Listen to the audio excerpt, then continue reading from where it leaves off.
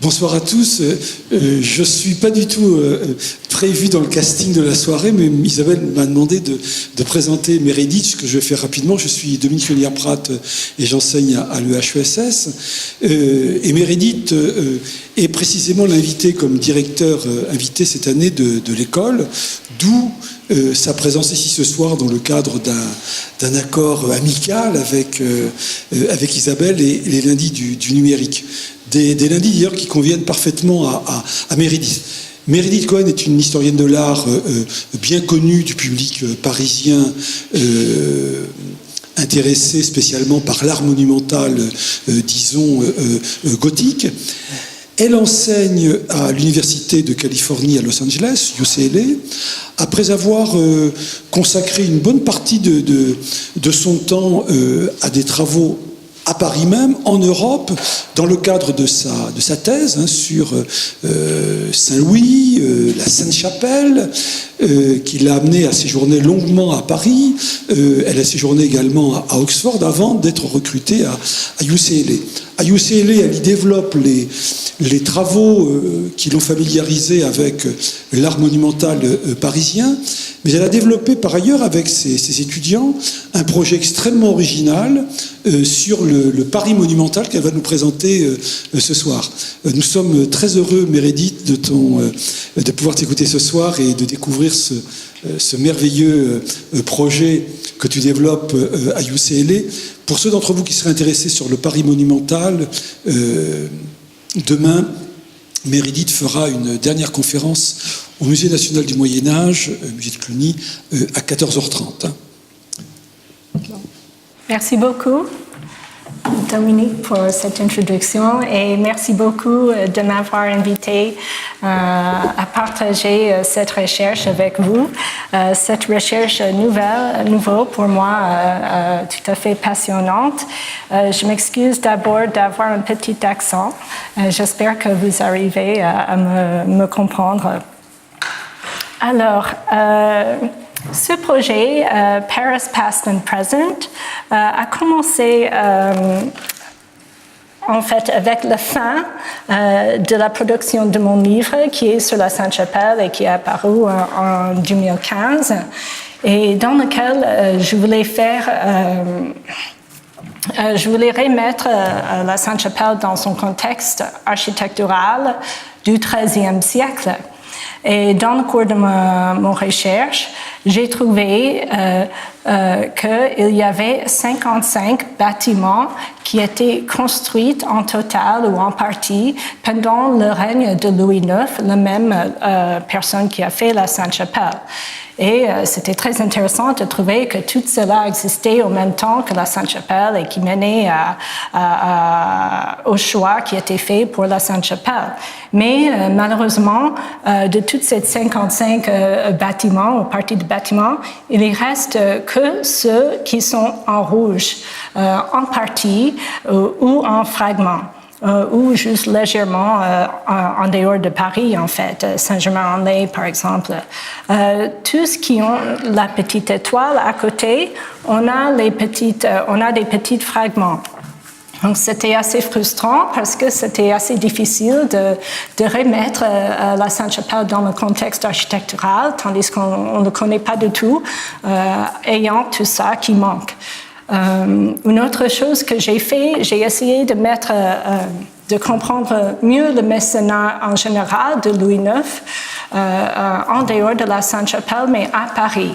Et ce plan et tous les points orange et les carrés orange représentent les lieux de son mécénat, soit des fondations qu'il a fait ou soit des dons d'argent qu'il a fait pour aider à construire des monuments.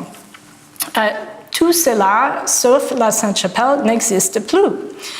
Tandis que Paris actuel est une palimpseste de son histoire très, très riche.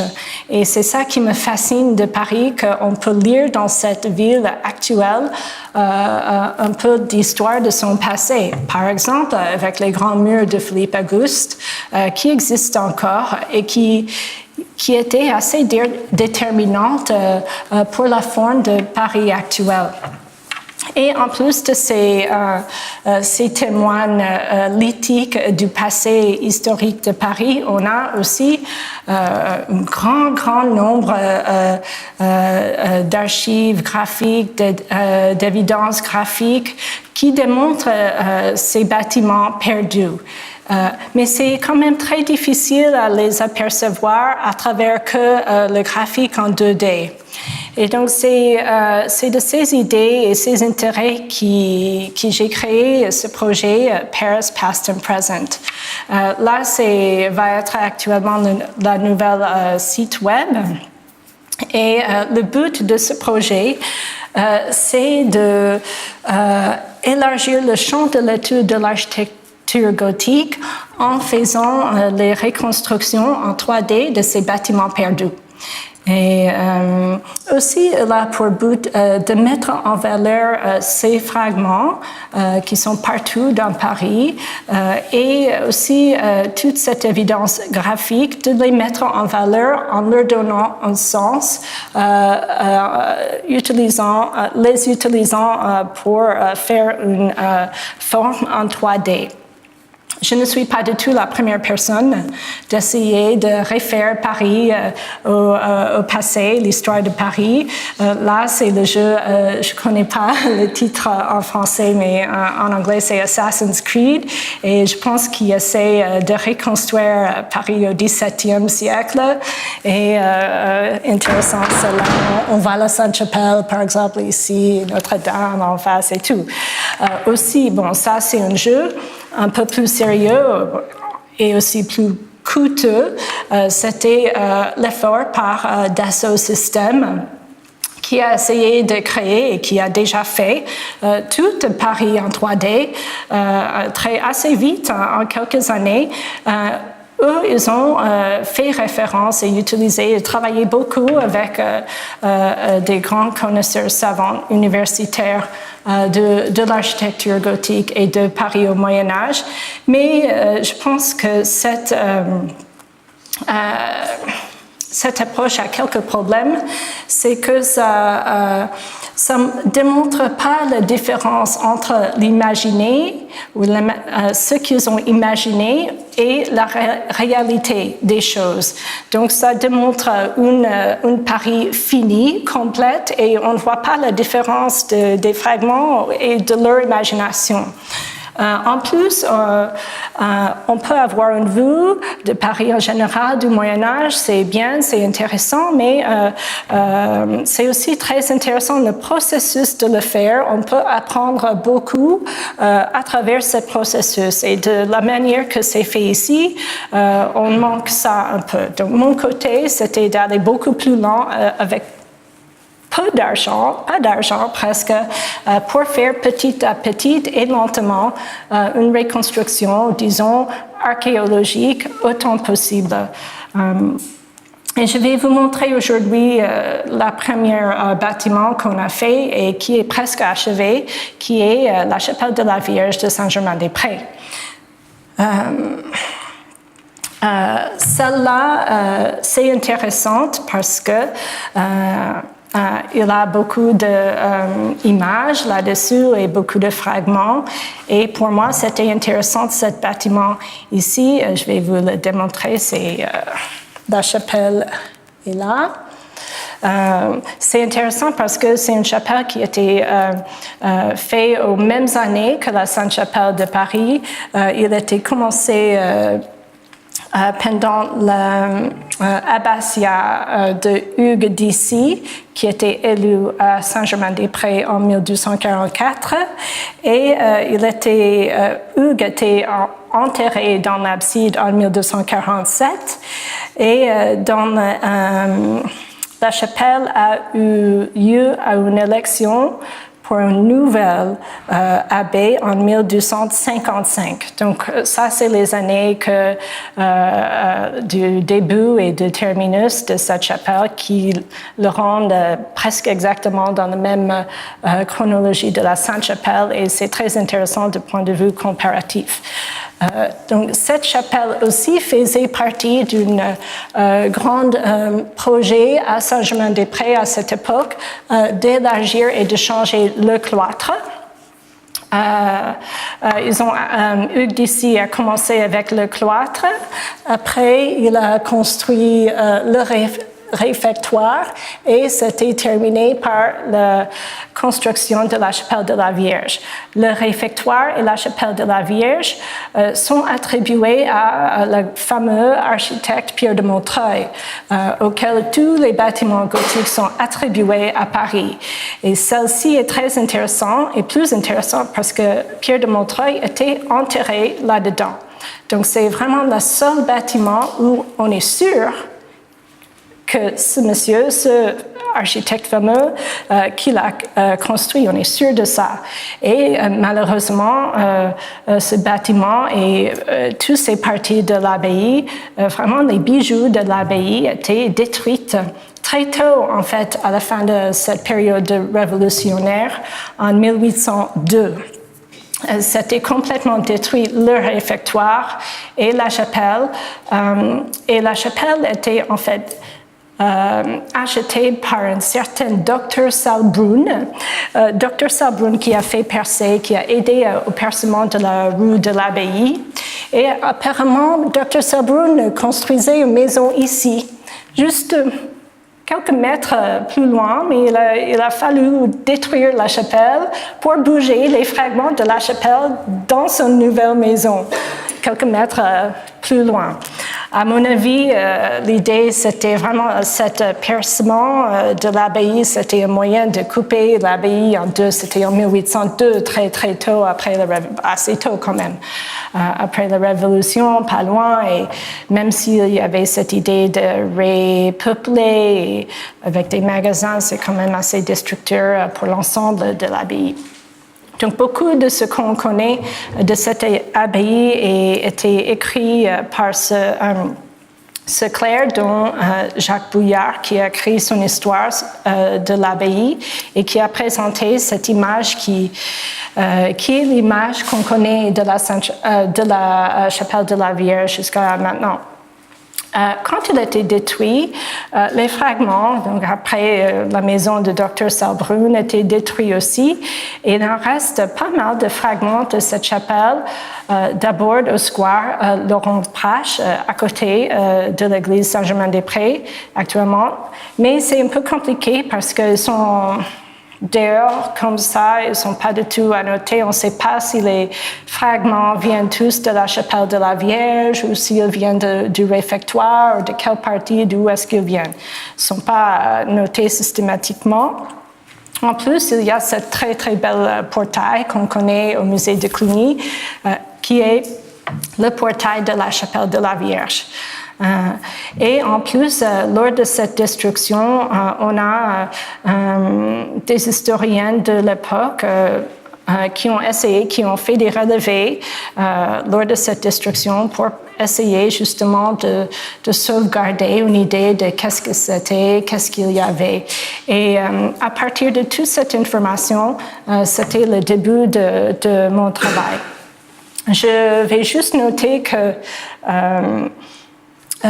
donc, dans ces deux relevés faits par Lenoir et Berthy de gauche et Berthy à droite, on voit plein de choses. Déjà, on voit le plan, on voit des sections des piliers. Par exemple, on voit un exemple de l'articulation du soubassement du mur de cette chapelle. On voit la balustrade, on voit aussi la sculpture de la Vierge qui était le trumeau pour ce portail. Donc ça donne beaucoup d'informations et on faisait beaucoup de confiance à ça au début du projet. Bon, maintenant, je vais vous démontrer le résultat final où nous sommes actuellement avec cela, avec un petit film, si ça marche. C'est assez lourd. Je vais essayer de... La souris ne va pas, donc je vais voir si ça marche. Ah non. Voilà. Donc ça commence le petit film. Nous avons utilisé le logiciel Vectorworks pour construire cet petit modèle. Vectorworks, c'est un logiciel CAD qui est utilisé souvent par les architectes pour construire les vrais bâtiments actuels. Et donc, ce modèle est fait à une échelle réelle, il est fait avec des formes réelles. On est en train de l'imprimer en 3D et donc c'est différent que les logiciels qui sont pour les dessins parce qu'on ne peut pas faire n'importe quoi. Il faut le construire, il faut que ça soit solide et que ça tienne. Tandis qu'il y a d'autres logiciels comme Rhino qui sont beaucoup plus flexibles. On peut faire ce qu'on veut, mais pas avec celui-ci. Donc ça, c'est notre chapelle. On voulait démontrer comment on a utilisé les fragments. Donc là, la balustrade. Et c'est ça qui déterminait cette chapelle. Et je dois dire, je n'ai pas fait ça tout seul. J'ai fait avec une petite équipe. En première, j'avais une project manager qui s'appelle Christine Tanton et j'ai travaillé beaucoup avec elle en faisant, on a construit tous les deux en discussion aussi par rapport l'un à l'autre en faisant la plupart de cette structure. Mais aussi, on a utilisé, on a employé, on a inspiré les étudiantes à nous aider à contribuer à ça. Ils étaient fascinés par ça, c'est les morceaux de photogrammétrie, des fragments que vous voyez au Square Laurent Prache. Maintenant, on a fait en photogrammétrie et après, on a inséré dans notre chapelle. Mais on a fait notre chapelle à partir de ces photogrammétries. Donc, c'est un peu long, mais ça va se finir. Donc, ça, c'est le pilier de l'abside aussi. Est-ce qu'il y avait...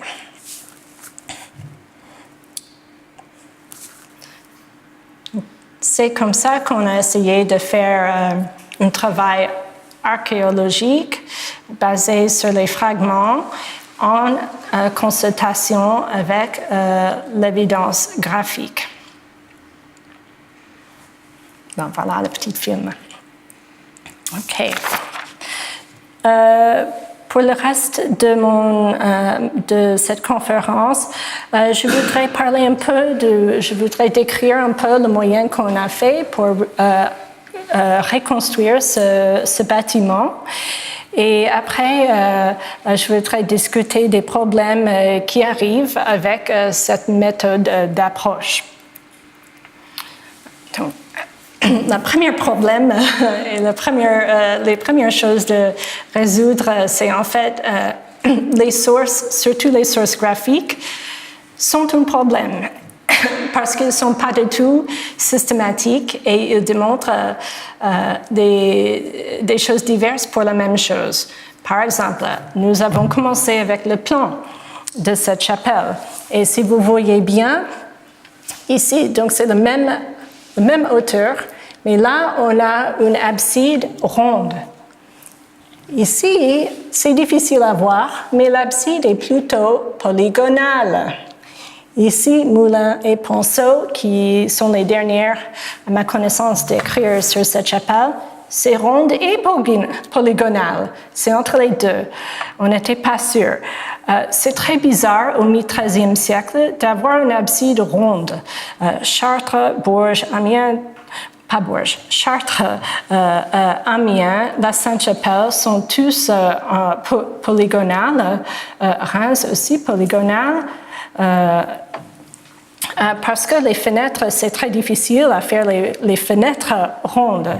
Et donc, ça nous frappait beaucoup de voir qu'il y avait une incertitude là-dessus.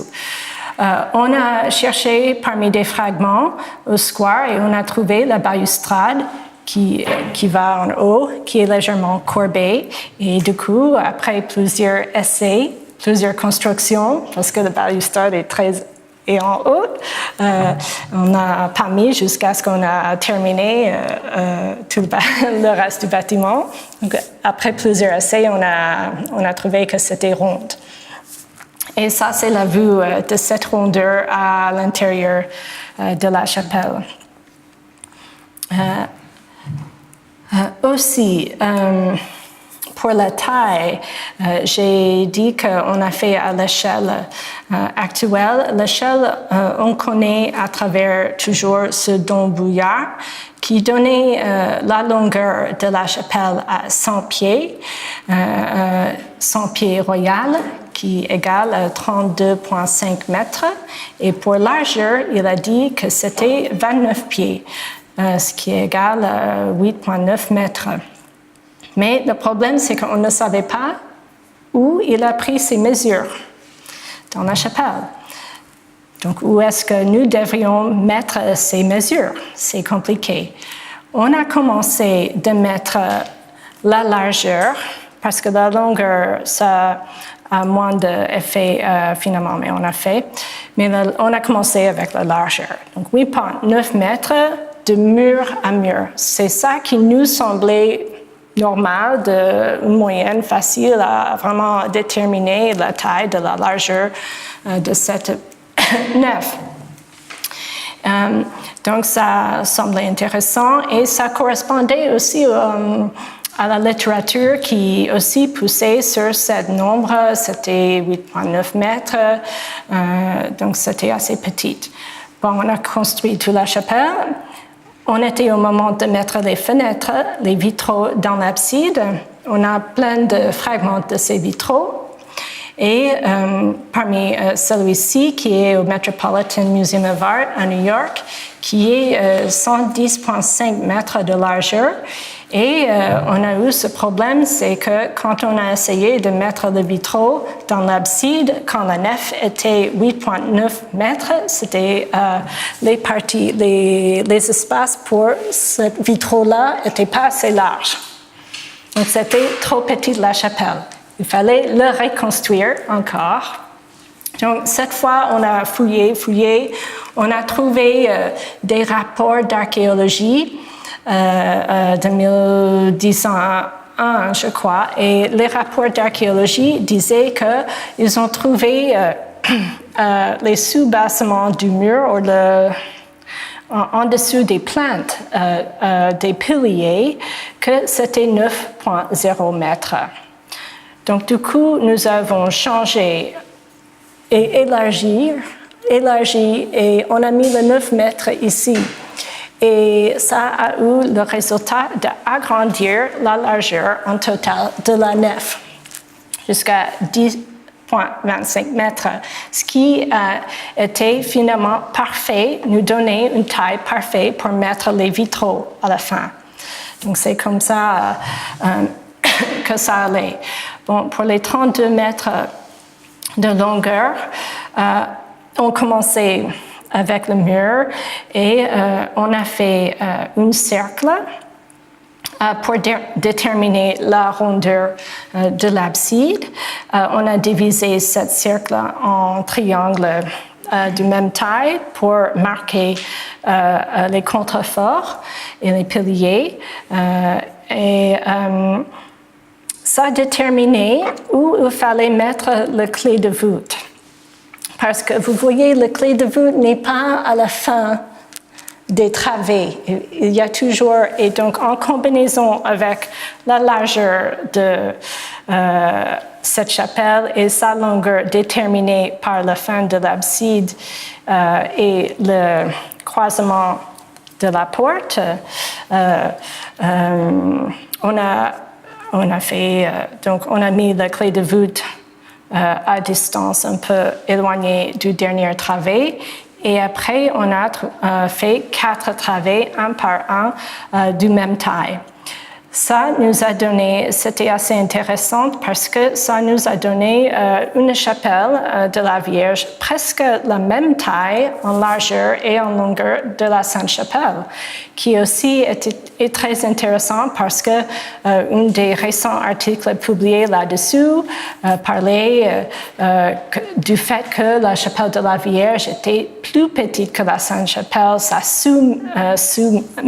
ça s'est soumis à la taille de la Sainte-Chapelle, et alors en trouvant que la chapelle de la Vierge était la même taille, ça semble de ne pas être le cas. En plus, en trouvant la courbe ronde de l'abside de la chapelle de la Vierge, on trouve que c'est aussi plus lié avec la courbe ronde de son église partenaire, Saint-Germain-des-Prés, et aussi la courbe ronde de Notre-Dame de Paris. Donc, la chapelle de la Vierge avait moins en commun avec la Sainte-Chapelle qu'on pensait dans certaines choses, et dans d'autres choses, il avait plus en commun. Pour les piliers et pour faire les murs, il y a un fragment du pilier au numéro 8 rue de l'Abbaye actuellement, in situ encore, et ça vient de la deuxième travée sud. Il y a aussi cet dessin du profil de cet pilier dans la statistique monumentale, qui est un peu difficile à comprendre. Et à partir de ces deux choses, plutôt avec la photogrammétrie, donc on a photographié et on a mis en 3D ce pilier, et ça nous a donné tout un côté du pilier qu'on a copié de l'autre côté, et ça nous a donné ce pilier en bleu. C'est très intéressant pour un pilier du XIIIe siècle. C'est très novateur. Normalement, on attend plutôt à ce qui a été dessiné par la statistique plus ronde, basée sur un carré. Ce qui est intéressant ici, c'est que les fûts sont très pointus, et il y a une certaine élégance pour les dosserets ici, qui sont légèrement courbés, etc. Il est quand même un pilier très raffiné. Mais qu'est-ce que ça donne? Où est-ce que ça va, tous ces fûts de ce pilier? Il y en a 9, et on n'était pas sûr dès le début comment on peut les interpréter. C'est quand même un pilier très, très compliqué. Donc ça c'est le final, mais on a utilisé ce pilier et ce profil photogrammé comme base de notre pilier dans la chapelle. Il fallait l'interpréter d'abord. Donc on a trouvé, il y a un petit espace convexe au début, oui là, où on a trouvé en fait le colonne endolite du soubassement allait parfaitement. Le deuxième fût était l'encadrement du fenêtre. La fenêtre a un cadre. Troisièmement, le troisième était le formeret. Le formeret, c'est une petite colonne, une sorte de nervure qui longe le mur latéral, qui sert comme soutien pour les voûtants de la voûte latérale. Et le quatrième, c'est pour l'ogive, ce qui était pointu et intéressant que c'est pointu, l'ogive de cette voûte. Et aussi le centre, c'était pour l'arc doubleau. Donc la même chose pour la même taille. Et c'est de là, maintenant c'est en rose, mais c'est de là où on a extrapolé pour générer les profils et notre système de l'architecture pour cette chapelle. Après, il fallait faire la hauteur. Bouillard donne l'hauteur qui égale 15,3 mètres. Jusqu'aux clés, on a fait cette assumption qu'il a fait les clés, c'est parmi, c'est normal pour ce temps d'avoir pour une chapelle de cette hauteur. Donc on a fait ça et on a mis la clé de voûte là. On a photogrammétré aussi la clé de voûte. Intéressant parce que aussi vous voyez que les nervures sont un peu pointues et quand on le voit bien, ça va exactement avec les pointes qu'on a vues dans le pilier. Voici en contexte. Donc pour les murs aussi, toujours des problèmes des sources parce que les sources qu'on a sont tous différentes. On a la source au square, les fragments au square qui sont très uniformes et qui rappellent le dessin de Moulin et Ponceau de leur article qui dessinait le mur, l'articulation du mur de la chapelle comme ça. Et là, leur article a été utilisé par d'autres pour leur thèse, etc. Donc, ça servait comme base qui était connue, ça marchait. Bon, on a trouvé un autre système de murs et un autre système de soubassement dans la chapelle de la Vierge dans la statistique monumentale. Ça, c'est l'architecture du soubassement qui n'est pas du tout uniforme, systématique, et qui démontre le pilier grand et avec qui ils les appellent A, une autre petite pilier B et une troisième C. Donc le grand pilier n'est pas démontré ici. Pour eux, ça correspond au pilier B, celui-ci, et C. Qui sont là. Donc, il y a 3 tailles de piliers. On ne savait pas parce qu'on avait juste le pilier là et ces images du square qui sont qui sont les images qu'on connaît de ce bâtiment. Donc, on a cherché encore dans le square pour trouver des fragments. Et on a trouvé en fait ce morceau ici qui correspond au soubassement trilobé de le reste de la chapelle. Et dès qu'on a mis ça, on a mesuré entre les travées de notre baie et ça allait parfaitement. C'était l'espace qui manquait dans notre travée. Donc vraiment, à bout d'un certain moment, tous les fragments qu'on a trouvés, ils allaient parfaitement. La taille était vraiment bien. Il ne fallait pas faire des manipulations pour y mettre. Donc, c'est pour ça qu'on commençait à avoir un certain niveau de confiance dans le modèle. Donc, on a mis ici. Encore pas de problème. Donc, ça change alors beaucoup l'idée qu'on a depuis le square de ces fragments et on les a corrigés par mettre des petits travées qu'on trouve et le pilier qui est dans la chapelle actuellement. Et c'était le même processus pour ce fragment de l'abside. Donc, c'est à partir de tous ces fragments qu'on a construit cette chapelle.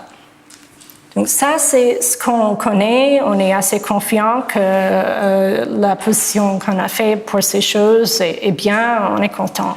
Mais il y a quand même, on a fait, pour avoir quelque chose de complet en 3D, il fallait faire beaucoup d'hypothèses aussi. Et c'est ça, et c'est là où le numérique devient très intéressant. Comment on démontre ces hypothèses? On a le portail du musée de Cluny, on a par exemple cette image de Gauthier d'Agoty, de démolition de la façade. On n'a pas d'autres informations sur la façade du tout. Donc on a essayé, on a mis le portail et on a essayé de suivre les indications de cet dessin, mais sachant que le dessin est romantique, un peu le dessin n'est pas une photographie. Ça, c'est une sorte d'hypothèse. Donc ça, on a fait les hypothèses basées sur l'évidence graphique. Et ça, c'est des hypothèses faites sur les besoins de l'architecture, dirais-je. pour l'auteur du monument, donc 15,3 mètres, il y a un choix de la hauteur de la voûte et selon les formes de cette voûte. Et on était intéressé par la taille des piliers, où est-ce qu'on pouvait mettre des chapiteaux. On ne les a pas mis encore. Et normalement, à quelle hauteur c'est cette pilier. Et aussi, on était intéressé de savoir l'auteur de ces arcatures, de cette remplage de fenêtres. Donc, il fallait trouver une solution pour avoir une solution scientifique à la forme de cette voûte à ogive quadrilâtre. Pour le formeret, ce que j'ai décrit avant, qui longe le mur et qui est une côté de l'arc et qui fait une partie du carré qui est nécessaire pour faire ce genre de voûte à ogive. Pour le formeret, on a comparé à d'autres églises de la même époque et on a trouvé que cette formeret, en général, ces formerets étaient faits en arcs équilatérales. Donc, c'est-à-dire que le radius des cercles se conjoint. Pour le doubleau, celui qui traverse la nef, pour l'arc doubleau, on a regardé les arcs doubleaux et leur forme de ces arcs dans d'autres églises aussi à peu près de même époque, Paris, Notre-Dame, Chartres et Bourges. Et on a trouvé que ces arcs sont en tiers-point. C'est un moyen de faire des arcs avec une boussole et c'est un autre système. Mais quand on fait une voûte avec ce genre d'arc, on a une voûte avec une hauteur de 6,03 mètres, ce qui donne une hauteur du pilier de 9,41 mètres. Et il faut soulever un peu le formeret avec ce qu'on appelle un tas de charge. Parce que sinon, c'est plus bas que le doubleur. Le doubleau, et c'est compliqué pour les voûtes ogives croisées, mais c'est comme ça. Et donc, il faudrait le hausser pour qu'ils sont tous au même niveau et on met les clés de voûte. Donc, on a trouvé cette hauteur et ça nous a donné une nouvelle perspective sur les vitraux. Donc, les vitraux qui sont connus, on a des fragments, comme j'ai dit. Il y a cette thèse de doctorat de Mary Shepherd qui a essayé de reconstruire les vitraux dans la chapelle. Les vitraux étaient colorés dans l'abside. Et il s'agit de la vie de Saint Vincent de Saragosse, une des les premières dédicaces en fait de Saint-Germain-des-Prés. Et elle a trouvé, parce qu'elle ne savait pas exactement la hauteur. On savait que c'était 15,3, mais on ne savait pas par rapport exactement si on ne construise pas, on n'est pas sûr de ces mesures. Donc elle estimait une certaine mesure qui donnait 11 panneaux. Là, avec notre système et la même taille des panneaux, parce qu'on a les tailles du panneau, parce qu'on a des fragments, avec notre système de hauteur et avec le vrai soubassement qu'on a, on a trouvé en fait qu'il y a 12 panneaux. Et ça correspond mieux en fait avec les hagiographies et la narrative qui va avec Saint Vincent de Saragosse, une qui manquait en fait dans l'histoire que proposait Mary Shepherd. Donc, ça, c'est une hypothèse, mais on est contente avec cette hypothèse. Autre hypothèse, on a fait, pour les remplages, on n'avait aucune indication de comment faire une méthode scientifique pour les remplages des fenêtres. Bouillard donne vraiment quelque chose de très général. On a fait des oculi le plus grand possible pour donner une taille minimum de ces petites arcatures ici pour les vitraux. Ça a donné un nombre minimal et après on a fait des comparaisons avec d'autres chapelles et d'autres cathédrales et églises de même époque. GH correspond à des nombres de fois, des nombres de copies qu'on a fait à partir d'autres exemples extants et on a trouvé quelque chose qui nous paraît bien, mais ce n'est pas sûr. La question revient à c'est comment on représente ces hypothèses. Bon, comme ça, je pense. On démontre les meneaux et les remplages comme on a fait. On a mis aucune vitraux parce que pour là, déjà c'était en grisaille, mais il en reste plus, très peu. On n'a pas essayé de les restituer. Et tout, on peut enlever avec un déclic. Aussi pour le sol. Le sol, on a mis parce que c'est très dérangeant de ne pas avoir un sol. Donc, on a mis un sol qui est basé sur le sol qui provient de Saint-Germain-des-Prés de 25 ans après. Donc, c'est assez dans la même période parce que sinon... Mais la beauté de digital ou de numérique, c'est qu'avec une petite clique, on peut démontrer ou non démontrer les hypothèses et on peut faire une différence entre les hypothèses et les faits. En plus, on est en train de travailler sur un système d'annotation aussi de notre modèle, donc un système d'annotation dans le modèle propre.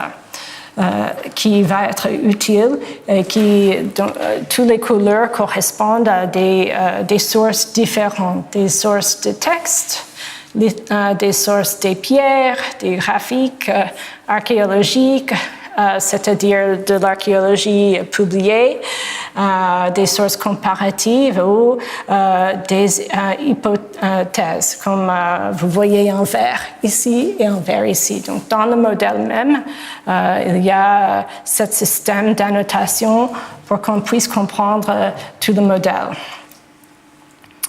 Ce système correspond, quand vous poussez sur une des images, ça mène à notre base de données. Oh, oui, ça a changé un peu. À une base de données. Quelque chose est tourné ici, c'était pas comme ça. Mais à une base de données qui explique qui explique la source de ces images ou la source de notre modèle. Voilà, que des choses bizarres ont passé. Voici, ça démontre encore. Qu'est-ce qui se passe? Voici, je voulais aller ici. Donc, ça explique, par exemple, que la façade vient du dessin de Gauthier d'Agouti. Donc, il y a un système qui va de l'objet, le modèle en 3D, qui, quand on pousse dedans, on voit une explication écrite sur l'image et qui va aussi à une base de données dehors du modèle et ils marchent ensemble.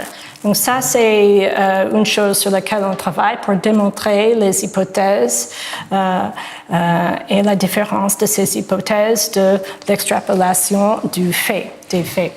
Aussi, une autre chose à discuter, c'est comment on démontre cette chapelle. Est-ce qu'on démontre avec une atmosphère, un ciel bleu, des nuages, ou pas, quelque chose de neutre? Par exemple, ici, ça fait une grosse différence.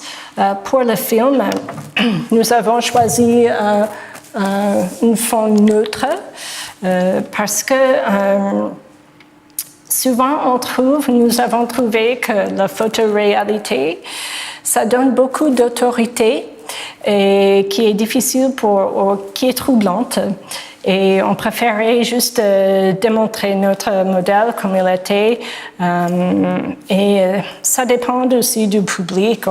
Certains publics préfèrent plus fini, certains non. Donc, c'est juste, il faut penser à ça parce que c'est quand même un élément de fantaisie d'ajouter une certaine atmosphère autour des bâtiments. Certaines même pensent que ce bâtiment a l'air trop neuf, tandis que nous sommes très habitués à voir des bâtiments un peu sales, un peu avec une patine des âges, des années. Et certains modèles en 3D démontrent comme ça, un peu usés. Mais nous avons essayé comme on peut de mettre une pierre qui semblait une pierre au moins propre, parce que c'est le but de comprendre ce bâtiment. C'est pas le but d'imaginer comment cette pierre a évolué dans le temps. Bon, on a fait beaucoup d'autres observations. Maintenant qu'on a cette chapelle, qu'on connaît le pilier, on peut faire des comparaisons avec d'autres bâtiments connus et d'autres sites connus. Donc, Pierre de Montreuil a été cité et tout le monde pense qu'il est impliqué dans la reconstruction de la nef de Saint-Denis au XIIIe siècle. Et nous avons fait, avec ce même système de photogrammétrie, des relevés et des coupes de piliers pour justement comparer notre pilier avec celle de Saint-Denis, où Pierre de Montreuil est impliqué, et on a trouvé que c'est très différent. On peut dire plein d'autres choses pourquoi c'est différent, mais c'est pas exactement le même comme les autres gens ont dit auparavant. En fait, ils ont des formes vraiment basées sur des géométries assez différentes. Même chose, on a trouvé pour la façade sud du transept de Notre-Dame. On a fait ce genre de choses et on n'a pas trouvé vraiment l'empreinte de Pierre de Montreuil.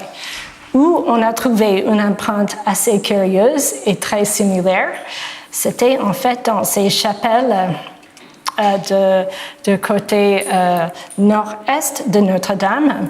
On a fait un relevé ici et c'est très, très similaire.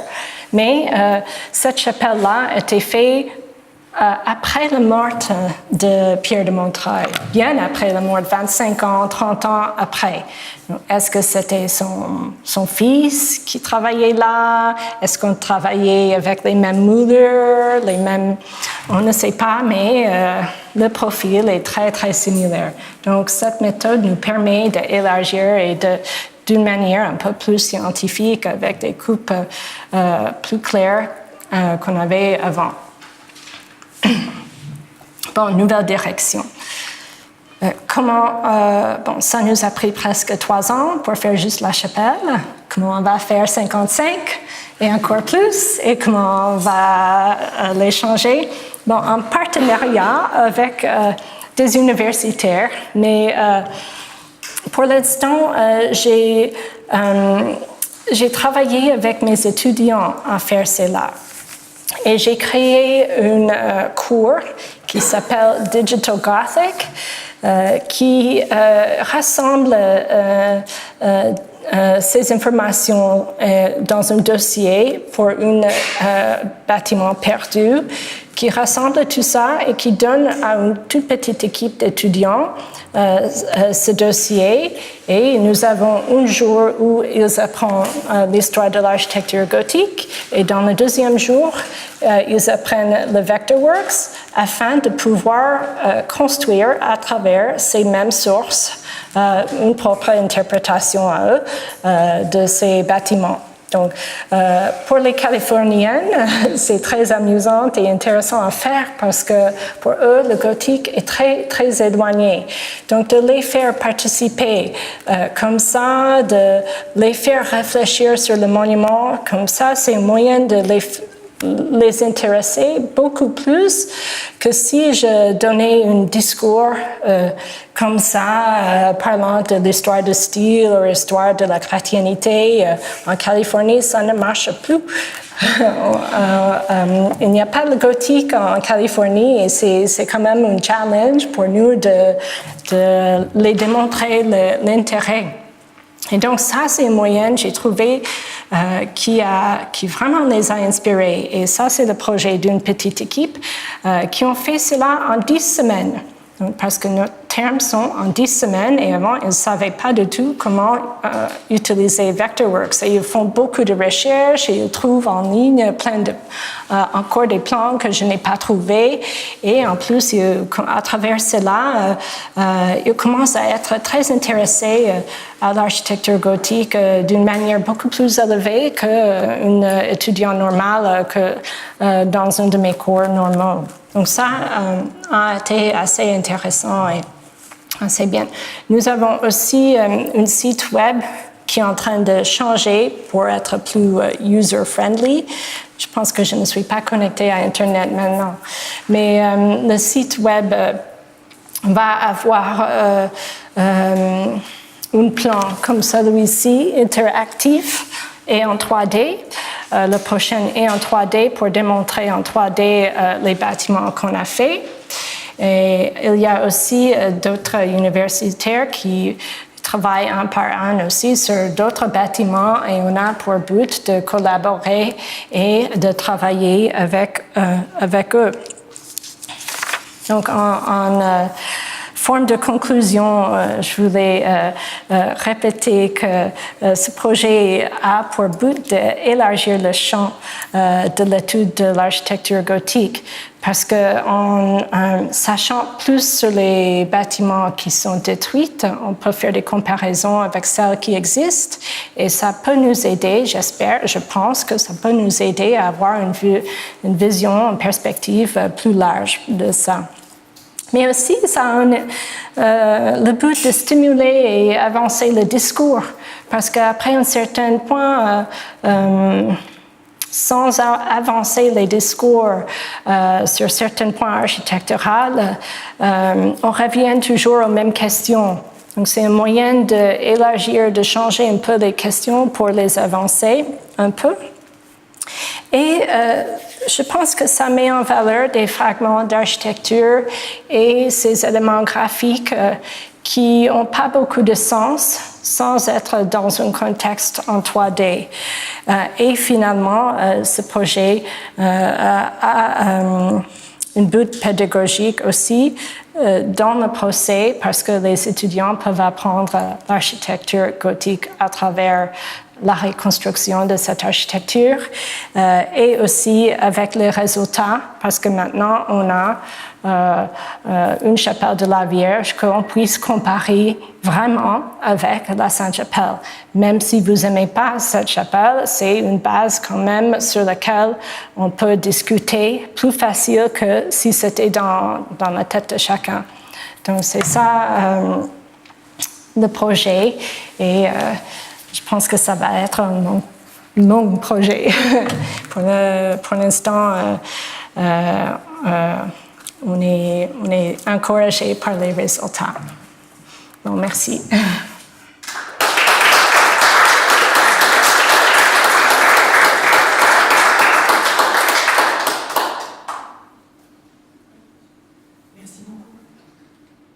Merci beaucoup pour cette présentation vraiment extrêmement enrichissante et sur la question de la modélisation 3D pour mettre en place des hypothèses de recherche à partir des fragments de sources, qui est vraiment très, très intéressant à voir dans la continuité. Nous avons du temps pour quelques questions de la salle. Alors, je vais me faire une question ici. Bonjour. Est-ce que vous avez créé un modèle de données derrière votre numérisation qui permet de conserver toutes les mesures que vous avez faites et d'en tirer, de pouvoir précisément comparer avec d'autres édifices qui pourraient avoir la même modélisation? La question, c'est est-ce qu'on a fait une base de données sur les observations qu'on a fait? On va bientôt le publier. Mais on n'a pas une base de données pour ce qu'on a appris. Juste une base de données pour ce qui était l'évidence qu'on a utilisée pour le modèle.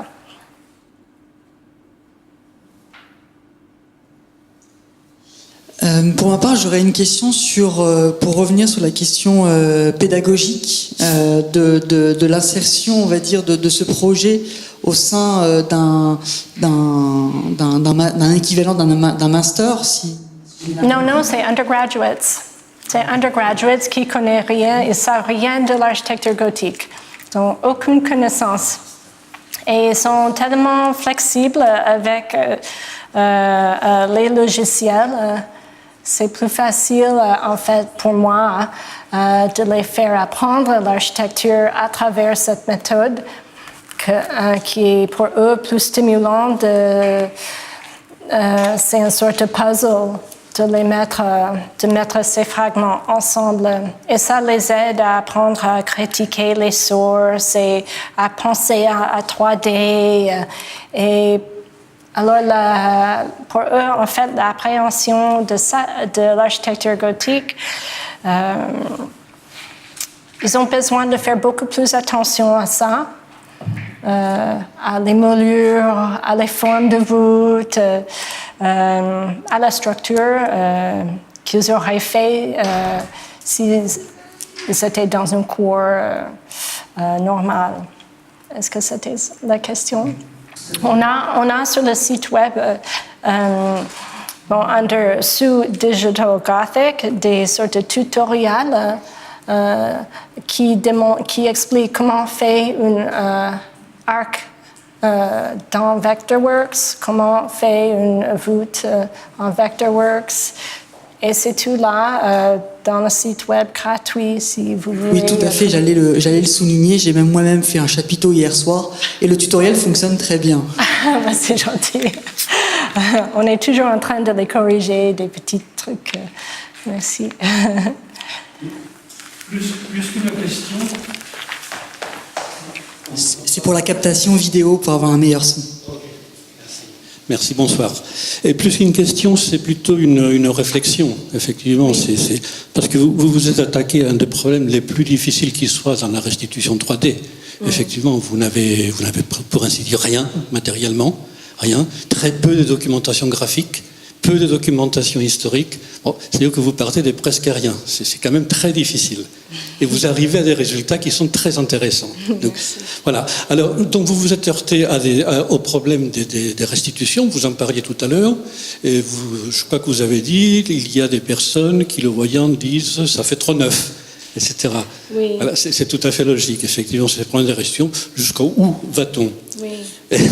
Et ma réflexion serait comment dire, je mets mes idées au clair, ma réflexion irait dans le sens de dire, est-ce qu'il faut considérer que le modèle numérique, c'est une restitution de ce que les contemporains du XIIIe siècle auraient pu voir, ou c'est plutôt considérer que c'est une sorte de métadonnées, comme vous avez très bien fait dans un petit graphique, où on a acquis une grande quantité d'informations qu'on essaie de restituer d'une manière graphique, sans réussir toujours du reste, et c'est justement dans cette zone ce qu'on a pu faire, ce qui reste à faire.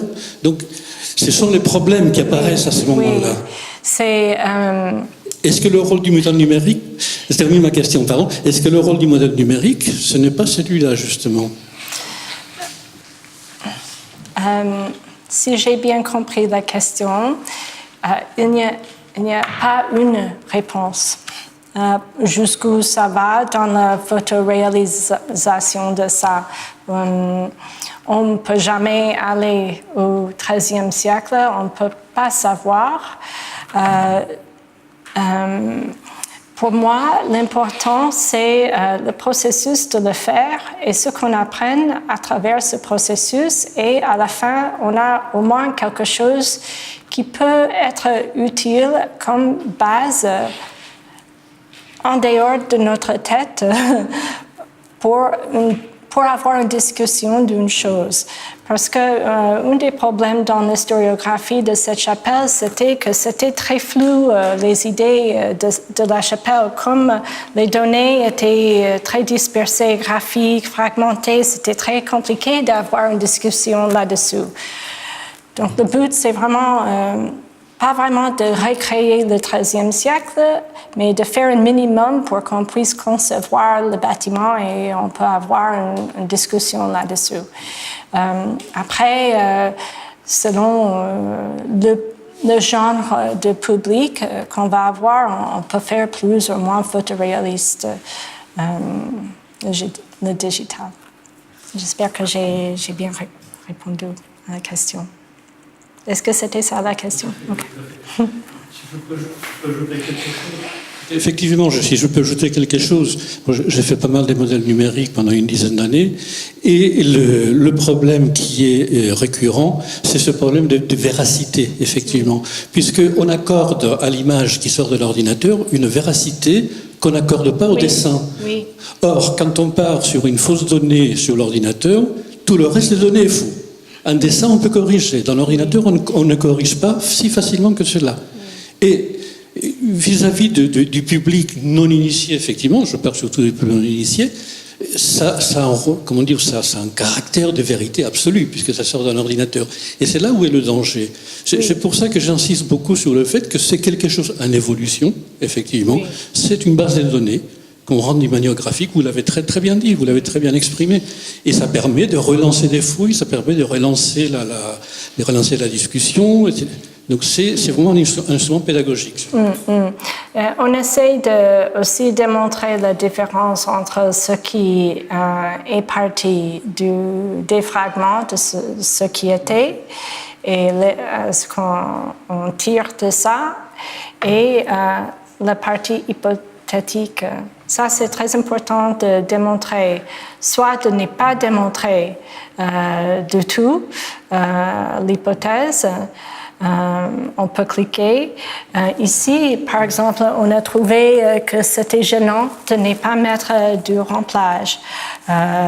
On peut mettre dans une autre couleur. On a une version, c'est très facile, c'est un clic, et on a des remplages dans une autre couleur pour démontrer facilement que c'est des hypothèses. Mais justement, ça gêne un peu quand on veut un ensemble du tout. Ainsi que aussi on a mis une surface de pierre de taille. On n'a pas besoin de mettre une surface de pierre de taille, sauf que ça aide à la compréhension, à l'esthétique. Donc il y a toute une esthétique qui va avec. Et on peut faire un minimum, on peut faire un maximum. Il faut trouver le bon. Et je pense que les grandes questions pour ce genre de travail en ce moment, c'est de trouver un système de démonstration de ça. Un système de démontrer la différence, les choix.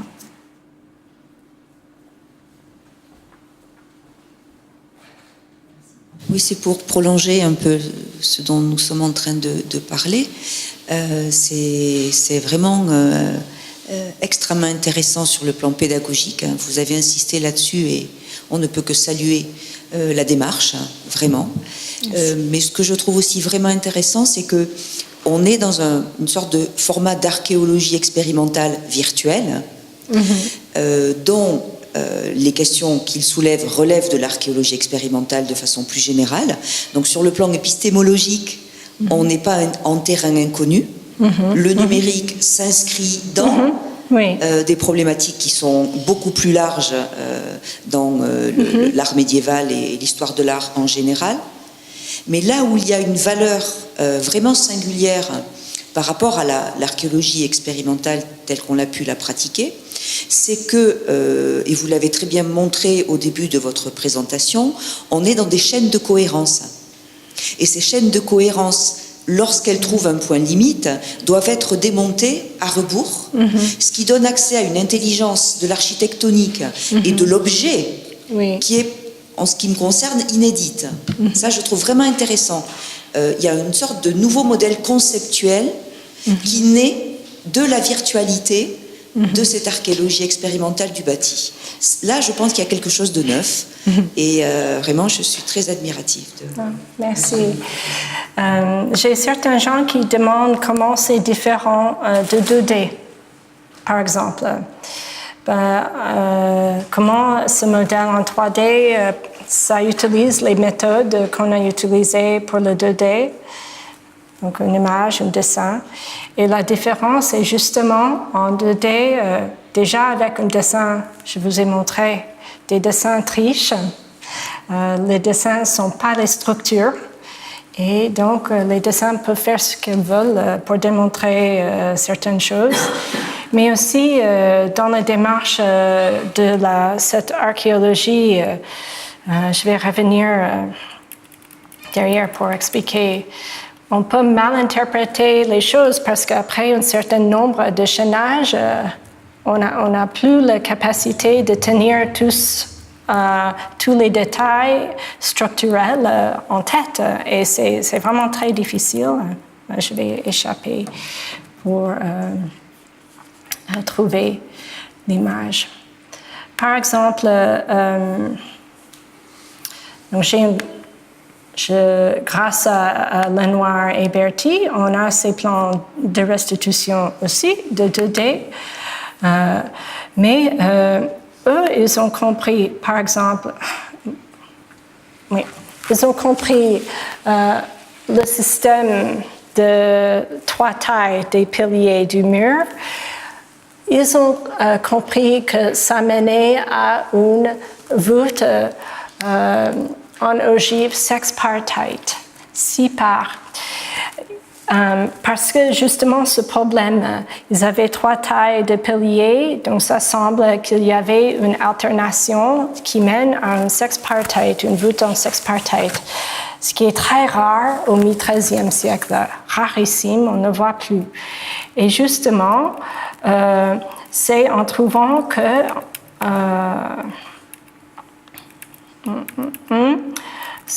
voilà, je passe ce morceau ici. On a trouvé que ça ne correspondait pas à la voûte, mais ça correspondait au méno de cet oculus ici qui descendait du mur. Et comme ça, on était sûr d'avoir une voûte quadripartite, mais qui correspondent aux fragments qu'on a.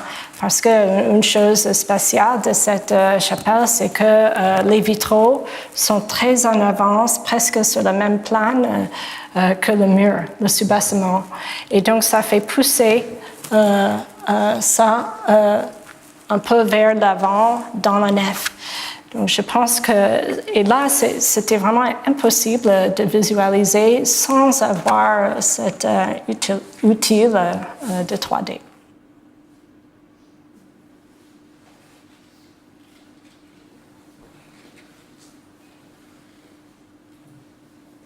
Je vais poser une question très brève pour que la discussion se prolonge. Merci beaucoup pour cette présentation très impressionnante. Il y a un élément que pour des raisons de temps certainement vous n'avez pas évoqué en détail, mais c'est la question de la charpente qu'on voit apparaître sur les dernières images. Alors j'imagine que la forme des toitures vous était donnée par la forme du pignon. Pour le toit, ça fait longtemps depuis qu'on a fait, mais on a fait une comparaison avec celle du XIIIe siècle et avec un angle qui était donc qui copiait qu'on a vu au XIIIe siècle, par exemple celui-ci.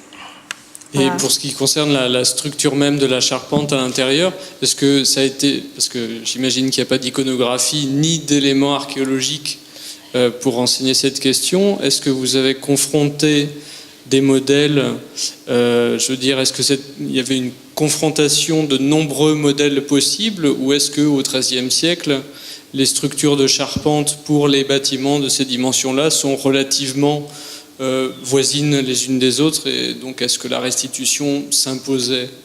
C'est une bonne question. On a déjà Notre-Dame conserve un peu de sa charpente du XIIIe siècle encore, pas tout, mais là en partie de ça. Et on a utilisé d'autres, mais ce n'est pas sûr. Mais c'est pour ça qu'il faut avoir une base de données cliquable, parce que je ne me souviens pas sur le coup des autres comparaisons. Mais on a essayé vraiment de faire donc des modèles et des techniques qu'on a fait au XIIIe. Ce qui m'intéressait à l'époque, en fait, c'était aussi la taille de bois qu'on utilisait et la distance entre les bois. Il fallait concevoir le poids de ça et le poids que cette bois pouvait tenir aussi. Et alors, on a étudié la charpenterie pour connaître les distances utilisées et les distances que cette bois pouvait avoir ensemble pour soutenir le toit et aussi pour ne pas être trop lourd par rapport au contrefort. Et en plus, le bénéfice de ce logiciel, c'est que en septembre, maintenant on est en fin d'année, mais je vais la donner à une amie qui est un structural engineer et qui va tester le modèle, la structure du modèle. On a déjà fait la nef avec une imprimante en 3D, donc ça marchait. Donc on sait qu'on peut maintenant passer le modèle à un ingénieur pour tester les données. Donc ça ne répond pas exactement, mais c'est sur le toit.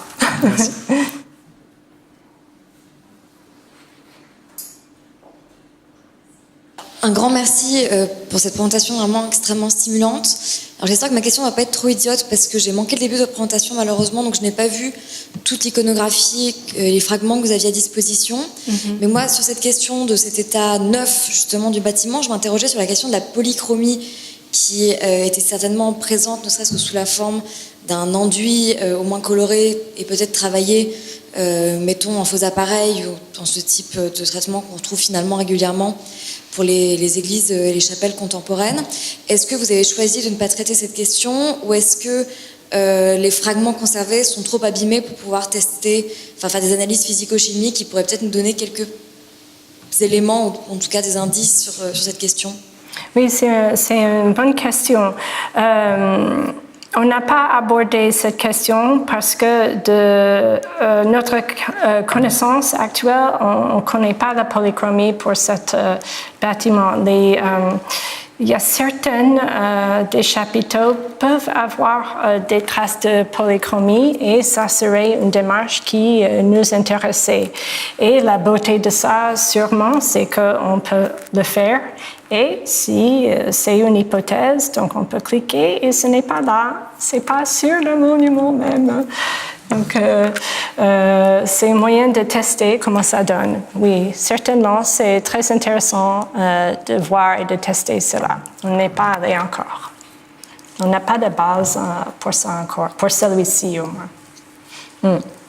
Il y a le projet du St. Stephen's Chapel en Angleterre aussi qui a été détruite et ils ont fait avec beaucoup d'argent un bel exemple en 3D et ils ont tout leur polychromie parce qu'ils étaient tout décrits avant que c'était détruit, le St. Stephen's Chapel qui était au Houses of Parliament et là ils ont reconstruit avec la polychromie et c'est très intéressant. Mais toujours cette question entre démontrer les hypothèses et les bases connues ou pas. C'est ça la question. Dernière question.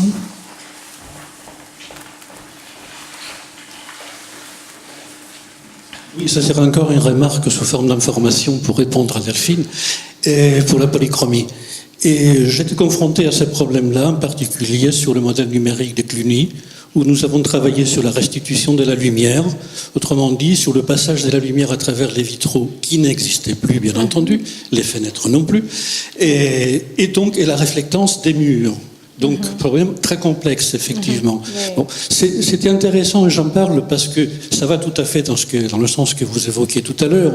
Ça a été un chantier qui a été très riche en découvertes, puisque d'abord, pour calculer déjà la texture de la lumière, il fallait savoir quel coloris, quel vitraux la lumière avait traversé.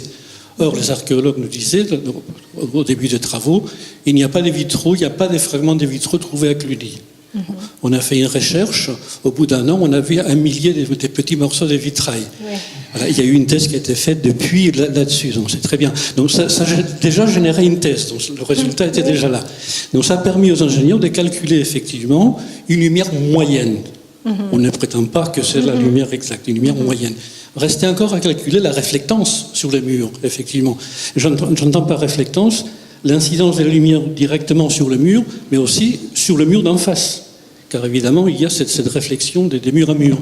Et là, ça nous a mené effectivement à faire des analyses physico-chimiques des quelques pierres existantes.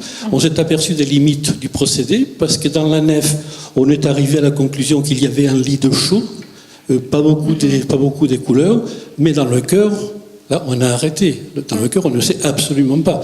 Oui. Donc, il y a des limites vraiment qui sont là. En ce qui concerne effectivement les parties hautes, déjà, vous avez évoqué le problème des charpentes tout à l'heure, c'est très difficile déjà. Mais quand on arrive au problème des lumières, c'est très très complexe. Il y a encore un champ d'investigation énorme devant nous.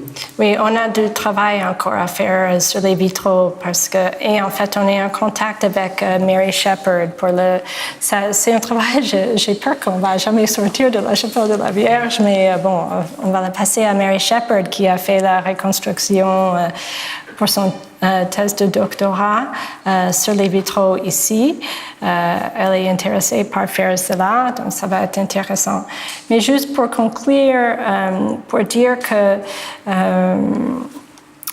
je tiens en tête, très important, les processus de la conservation, aussi des monuments historiques, de la préservation. Il faut toujours faire la moindre intervention possible et de démontrer chaque intervention qu'on fait.